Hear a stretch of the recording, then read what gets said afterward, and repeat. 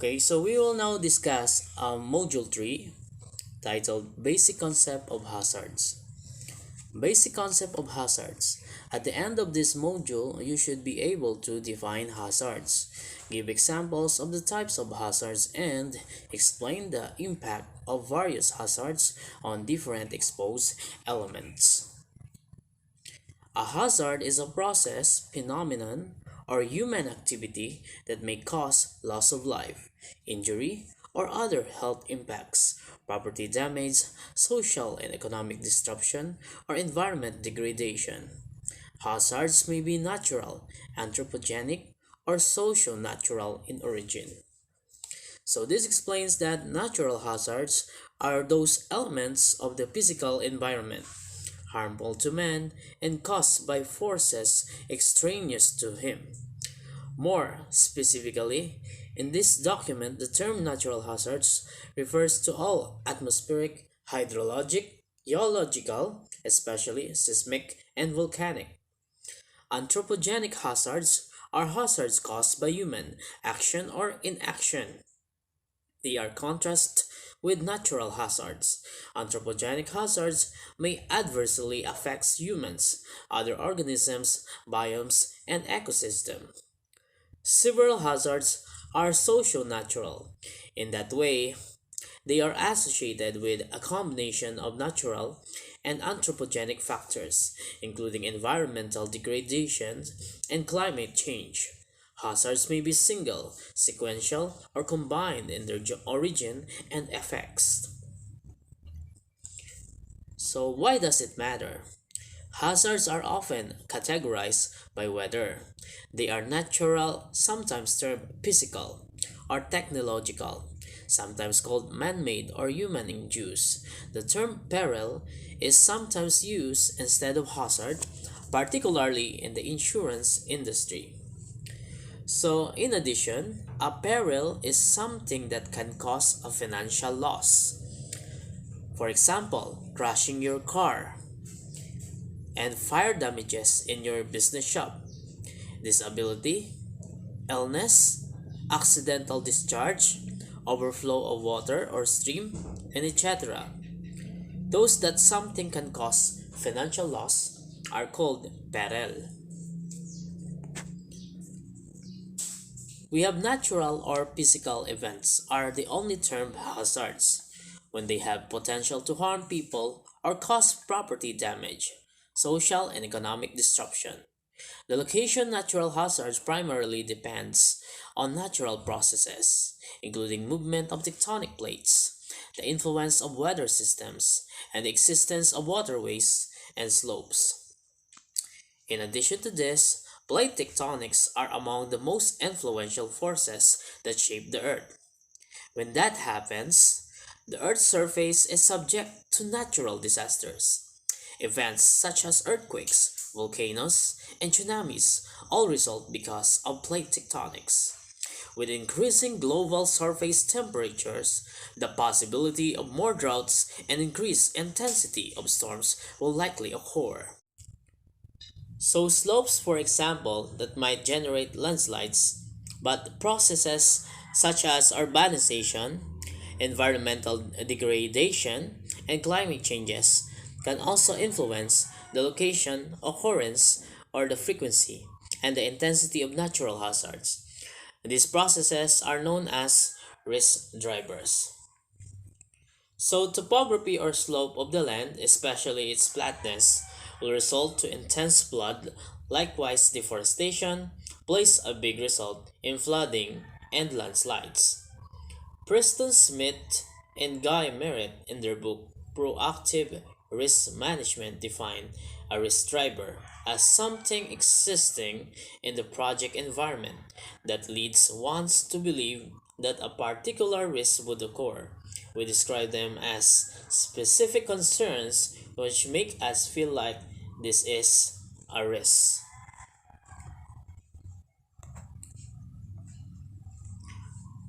The classification schemes for hazards vary across different research institutions and governments, but this can be divided into different categories. The first one is biological hazards.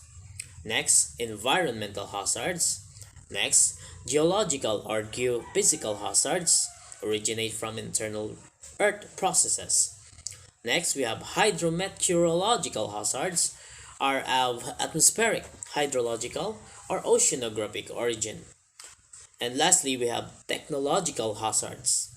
Technological hazards originate from technological or industrial conditions, dangerous procedures, infrastructure failures, or specific human activities. So, what is biological hazards? Biological hazards, also known as biohazard, it refers to biological substances that pose a threat to health of living organisms, primarily that of humans, just like coronavirus. This can include medical waste or samples of microorganisms, viruses, or toxins from a biological source that can affect human health.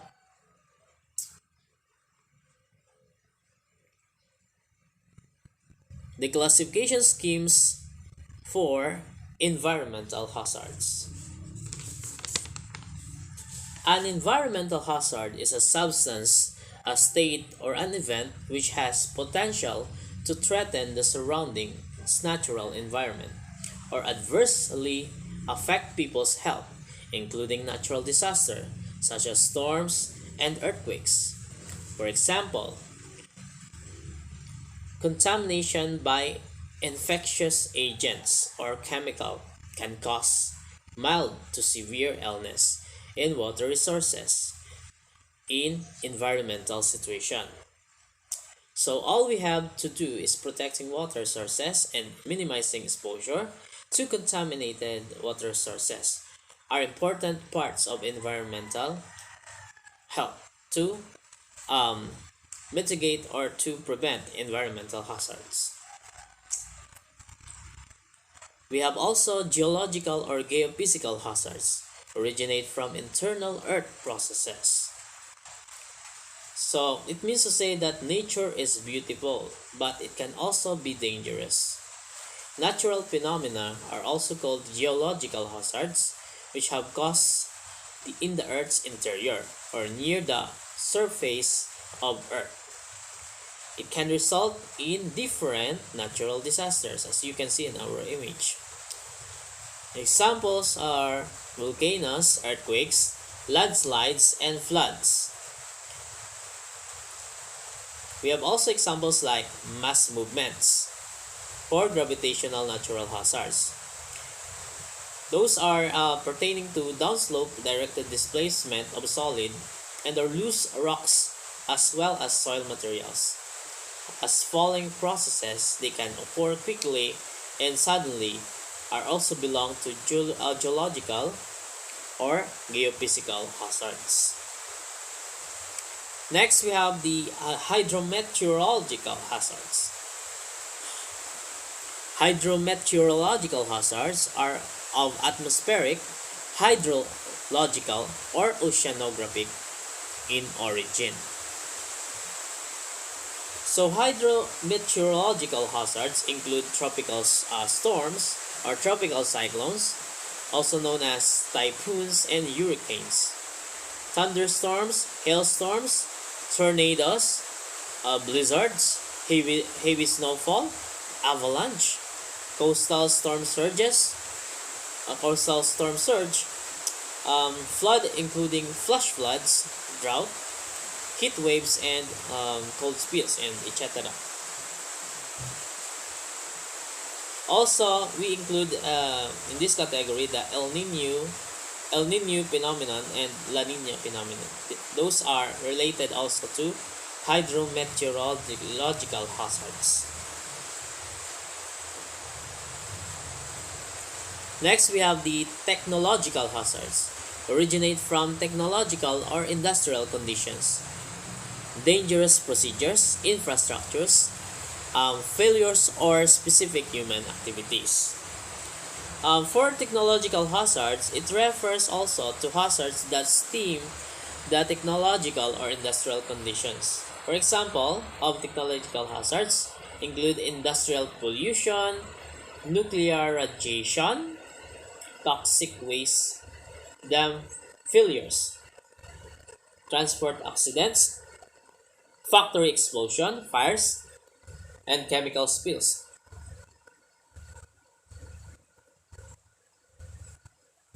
For instance, tropical cyclone known as hurricanes in the Atlantic Oceans, cyclones in the Indian Ocean, and typhoons in the Northern Pacific Oceans can bring intense wind, storm surge, and heavy rainfall, as well as trigger secondary hazards. For instance, landslides. A series of triggering relationship can cause a domino or cascading effect. For instance, in the case of the tsunami earthquake nuclear crisis in Japan in 2011. Okay, so that is our example. For to further review this, the happening in Japan, the year 2011 earthquake nuclear crisis in Japan.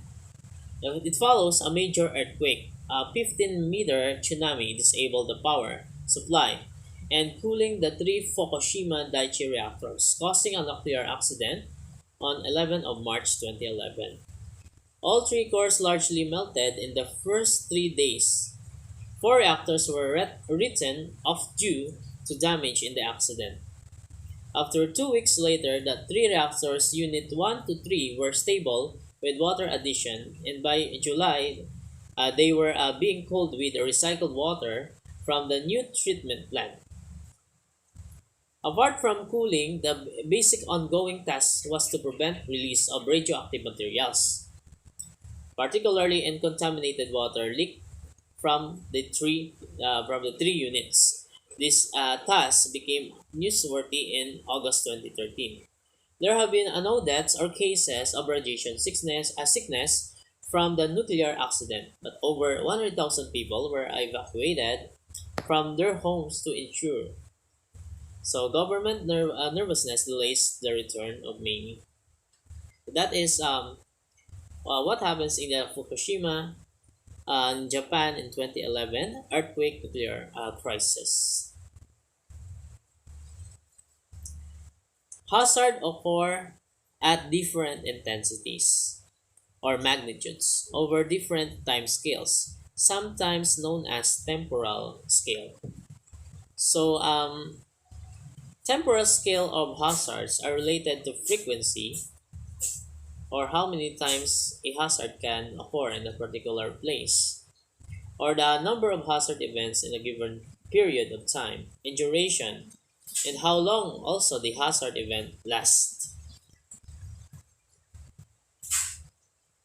Scientists talk about the occurrence of hazard of different intensities in terms of probabilities or return periods, also known as recurrence intervals. With the context of uncertainty, in general, the longer the return period, the less frequent the hazard, the greater the intensity of the hazard. A return period, also known as recurrence interval or repeat interval. It explains that it is an average time or an estimated average time between events such as earthquakes, floods, landslides, or river discharge flows to occur.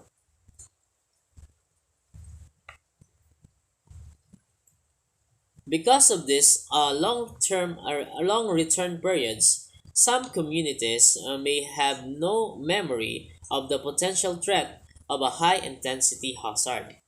This was the situation in the eruption of Mount Pinatubo in 1991, the second largest volcanic eruption of the 20th century, which displaced 20,000 indigenous peoples living in its foothills and triggered large mudslides, known as lahar, which affected people to several years after the eruption. So this explains that Mount Pinatubo is still active, an active volcano. Pinatubo has been relatively quiet since the 1991 to 1992 eruption, but it is still active. It remains to be determined whether or not more explosions at the volcano are likely during the current eruption period. Hazards also occur at different geographical spatial scales. For instance, the occurrence and impact of tornadoes tends to be quiet localized, whereas hurricanes and droughts can occur over several tens of thousands of kilometers. Many countries are exposed to multiple hazards. It is therefore essential to consider the risk related to the full range of hazards that might affect people or assets. So, hydrometeorological factors are important contributors to some of this. Many countries are exposed to multiple hazards. It is therefore essential to consider the risk related to the full range of hazards that might affect people or assets. Hazards can also interact. The 1991 eruption of Mount Pinatubo in the Philippines was also accompanied by Typhoon Yunya. So, Typhoon Yunya, known in the Philippines as Typhoon Diding, was a strong tropical cyclone that struck the Philippines at the time of the colossal eruption of Mount Pinatubo in June 1991. A small tropical cyclone, Yunya, rapidly developed from a tropical disturbance near East Samar on June 11. So the social effects, we have 58,000 people had to be evacuated from a 30-kilometer radius of the volcano. Economic effects, houses and bridges destroyed and needed replacing, and Manila Airport had to be closed. The environmental effects, volcanic ash is blown in all directions over hundreds of kilometers, smothering fields and buildings, as you can see in our next images. The heavy weight of the wet ash caused the roofs of homes and businesses to collapse, result in most of 300 deaths directly associated with the eruption. As this example shows, the interaction between hazards can result in the overall impact being greater than if the hazards had occurred at separate times, which has major implication for risk assessment. So we have this image. This is the representation of Typhoon Yunya generates dispersed ash clouds in the eruption of Mount Pinatubo. The satellite image of Mount Pinatubo, the eruption cloud about 2.25 hours after the onset of the climatic phase of the eruption in June 15, 1991. The yellow X mark, as you can see in our image, is the enormous round shape of the eruption that resulted from pass of tropical storm Yunya across the Philippines, about 75 kilometers northeast of Pinatubo during the eruption. Typhoon Yunya made landfall at June 15, then decreased its intensity to a tropical storm, owing at least in part of the typical lower and mid-level wind regime spawned by the passing storm. Ash and larger particles were widely distributed in all directions, immediately around the erupting volcano. Most of the ash was blown to the west-southwest over a broad area across the South China Sea. As you can see in our image, ash dust parts of the Indochina more than 1,200 kilometers away. So how do we measure hazard? Essential steps in hazard assessment are identifying the relevant hazards and the collection of hazards related data. Once the hazards are defined, the next step often involves obtaining a variety of hazards related data. So the natural hazard data provides a short overview of the status and availability of hazard data in a community. It has been prepared as a sample piece to provide guidance to the seeking of collate and access natural hazards and disaster risk information in a particular country level, and to make strategies and projects or obviate the need to conduct proper risk and vulnerability assessments for severe threat from multiple hazards, including earthquakes, floods, and landslides. The most essential data define the geographical location and extent and maximum intensity of historical events. A collection of spatial intensity and temporal characteristics for events in an event set is termed a hazard catalog. A hazard catalog can be used with risk models in deterministic or probabilistic manner. So, to further explain this, there are two approaches for understanding and measuring natural hazards: the deterministic and probabilistic. Deterministic hazard analysis is based on a scenario or event. For example, a deterministic hazard model may also show the extent or depth of flooding that would result from a particular rainfall event, or the amount of ground shaking that would occur due to a given magnitude earthquake at a specific location along a fault. Those are related to the process of deterministic hazard analysis. For a particular source event, a deterministic approach seeks to convey the geographic extent and intensity of natural hazard for the area of concern. Deterministic scenarios are usually used for slow onset hazards such as drought. On the other hand, we have also the probabilistic hazard analysis. It relies on many, sometimes thousands of possible sources events to assess the probability of a certain intensity of natural hazard given at a particular location. This approach is increasingly possible as modeling techniques that have improved and is growing, particularly common seismic hazard and tropical cyclone modeling.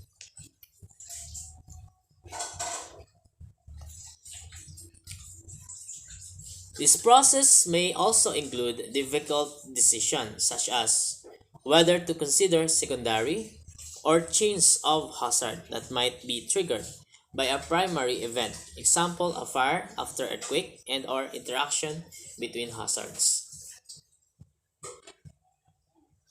So a hazard is related to historical event. Historical events are often used in deterministic analysis that causes the impact or past events with current exposures, but also be used to estimate the probability of a hazard occurring at a location with a specific intensity. However, we have already identified that high intensity hazards tend to occur infrequently and have long term periods.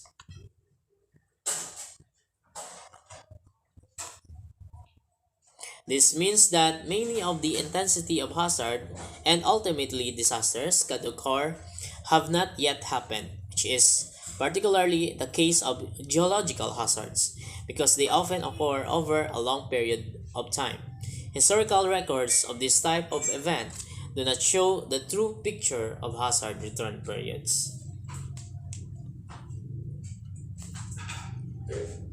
We have also computer generated hazard event is with a statistical characteristic consistent with historical record are therefore used to complete hazard catalogs. Such events set can typically include thousands or ten of thousands of potential events and are intended to define the full range of potential event for a hazard. So for computer generated hazard is anything that possess to a threat to a computer's security performance and functionality. This will help us to generate the consistency of determining the hazards event. What is event sets? Event sets are used with information in exposure and vulnerability to quantify probabilities of loss and risk from a hazard.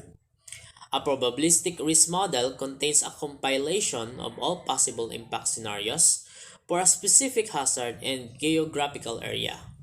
Note that hazard catalog are generally associated with rapid onset hazards. Risk assessment for slow onset hazards, such as drought, are typically undertaken using deterministic approach. Okay, so for example of deterministic model may show the extent or depth of flooding that would result from a particular rainfall event, or the amount of ground shaking that would occur due to a given magnitude earthquake at specific location along a fault line.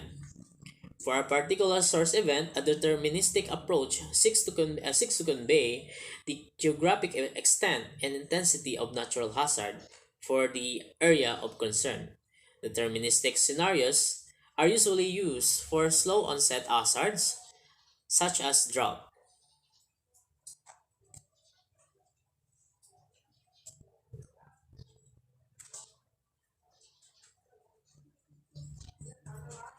So, this also explains that event sets are used or are sets of events related to hazards directly initiate the event scenarios that happen in a particular area.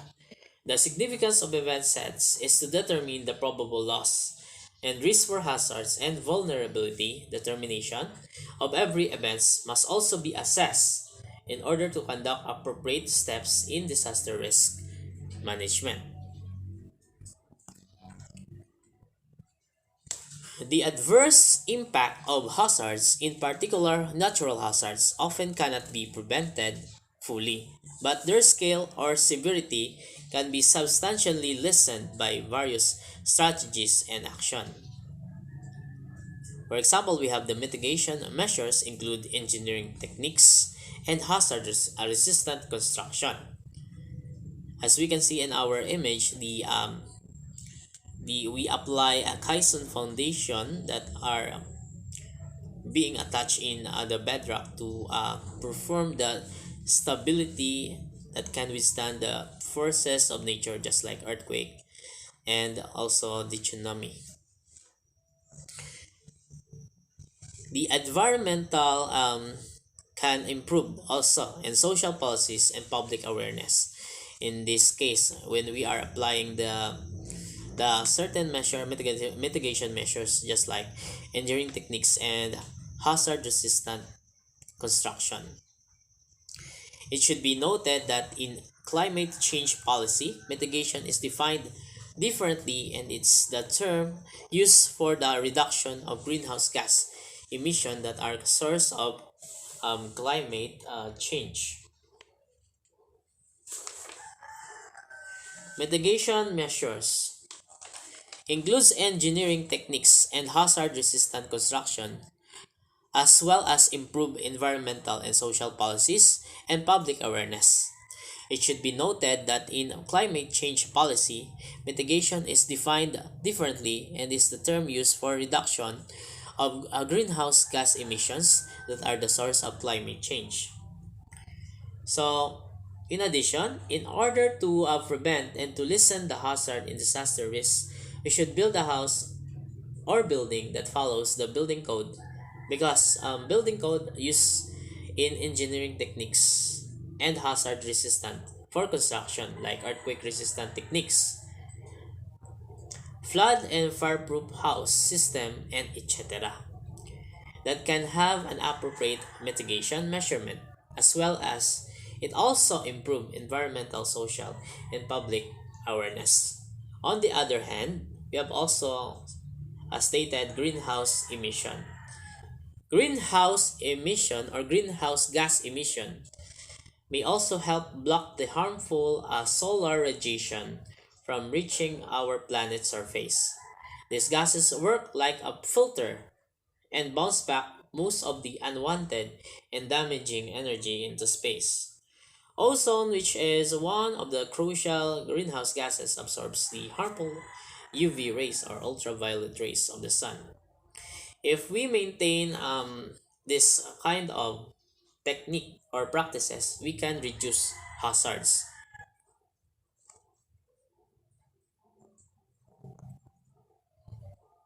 Improving our knowledge of hazards and conducting hazard assessments can help us to locate and in the cause of some hazards anticipated over different time periods when this might occur.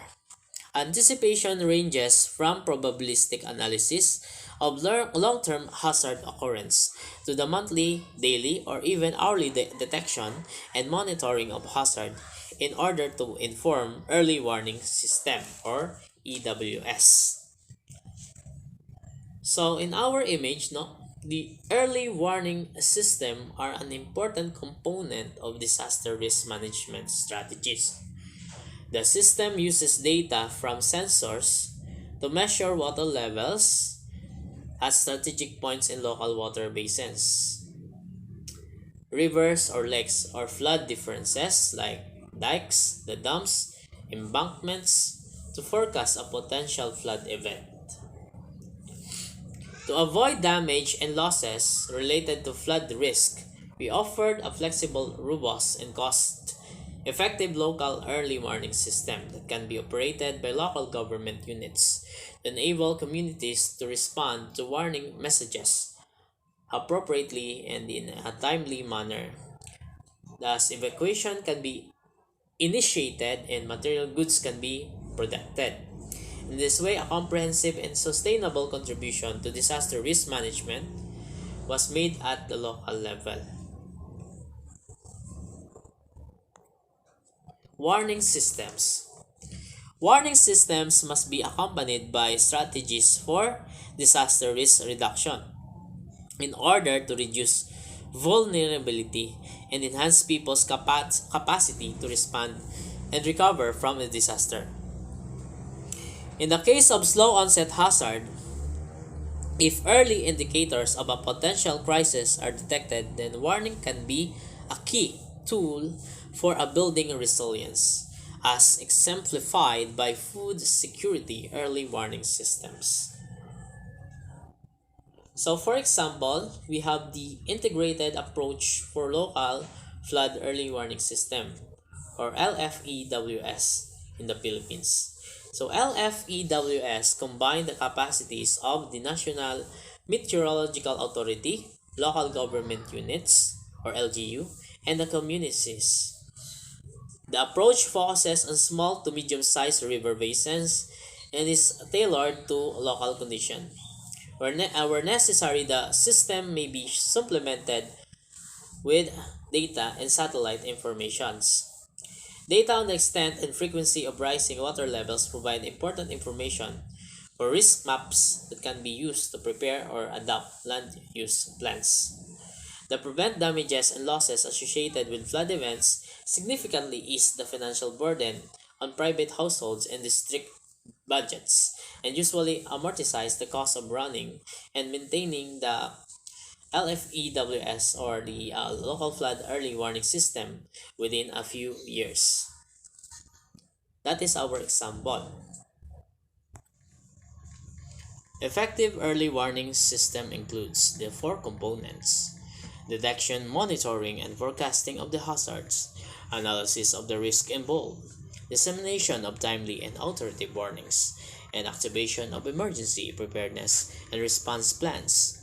This needs to be coordinated across many agencies at the national and community levels for the system to work. Failure in one component or lack of coordination can lead to the failure of the whole.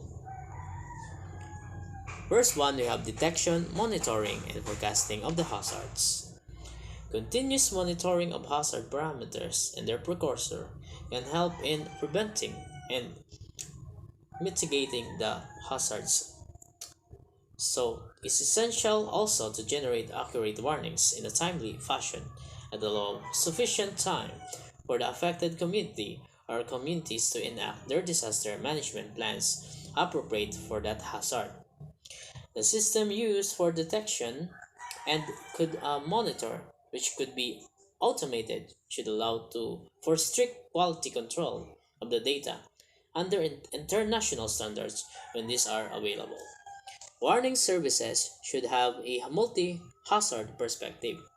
For example, heavy rainfall may not only trigger flooding, but also can trigger landslides. The warning for which may come from a separate authority and be coordinated whenever possible to gain the benefit of shared institutional procedural and communication networks and capacities. Data, forecast, and warning should be archived in standardized way to support post-event analysis and improvements of the system over time. Next, we have the analysis of risks involved. So how is risk analysis done? Disaster risk assessment is a process to determine the nature and the extent of such risks by analyzing hazards and evaluating existing conditions of vulnerability that together could potentially harm exposed people's property, services, livelihood, environment on which they depend. Dissemination of timely and authoritative warnings. Providing information about benefits of prevention and awareness in times of natural hazards can equip during a disaster response. Timely action is a matter of life and death, where emergency communication that was used to disseminate warning messages to a rapid official alert notification served to provide the public with authoritative management to mitigate disaster. Activation of emergency preparedness and response plans. This needs to be coordinated across many agencies at the national and community levels for the system to work. Failure in one component or lack of coordination can lead to the failure of the whole. For example, in our image given, we have the emergency alert from NDRRMC or the National Disaster Risk Reduction Management Council. So the primary objective of NDRRMC is to ensure effective and efficient implementation of civil protection through the integrated multi-sectoral and community-based approach and strategies for the protection and preservation of life, property, and environment. The impact of hazards are the likely outcome of disaster. Exposed elements will initially receive all the negative impacts. In some cases, however, not all impact of hazards are adverse. Some natural hazards result in changes that may be beneficial or supportive of the other existing elements. So we have the first element, the physical elements. People, buildings, roads, poles, bridges, and all other materials objects may be ruined by hazards. Those are related to physical elements. Volcanic eruption, for example, explosion, fire, or lightning or total damage may happen if tremors, explosions, and landslides takes place. All these again are possibilities still depending on many factors that increase or decrease the disaster risk of the community. So the positive impacts of hazards on the socio-economic elements may be in the form of introducing new habits, practices, systems or values that may be geared toward the values of resiliency and recovery. The impacts will induce adoptions on the part of the affected community. So here in Aklan, the community houses install additional clips to securely fasten the roof of their houses to withstand and to stabilize the frame structure. The trees and shrubs around houses are well trimmed so they are more rapid wind resistant. The government also clog drainage system, canal system, and downspouts. In socio-economic elements, they will also tend to create a new operation or ways of living that can withstand the next possible occurrence of the same hazard. On the other hand, hazards can also be negative impacts of elements. In the economic point of view, areas most are frequented by hazards usually would have lower standards of living or poor living conditions. One reason is their inability to join a market competition given a limited or constrained resources, or they may not be considered in the network of trade because of their proneness to hazard. So in our image, we have the Japan annual consumer price inflation and GDP growth. So the image shown that Japan is particularly vulnerable to natural disasters because of its climate topography, and it has also experienced countless typhoon and other types of disaster. This situation causes financial crisis and economic slowdown due to inflation. But Japan is the most technologically equipped country, and their discipline in terms of disaster may help them to secure their economic growth. Environmental elements. Just like other exposed elements, perhaps the initial impact of hazards to these ecosystems and other organisms in them may be disastrous.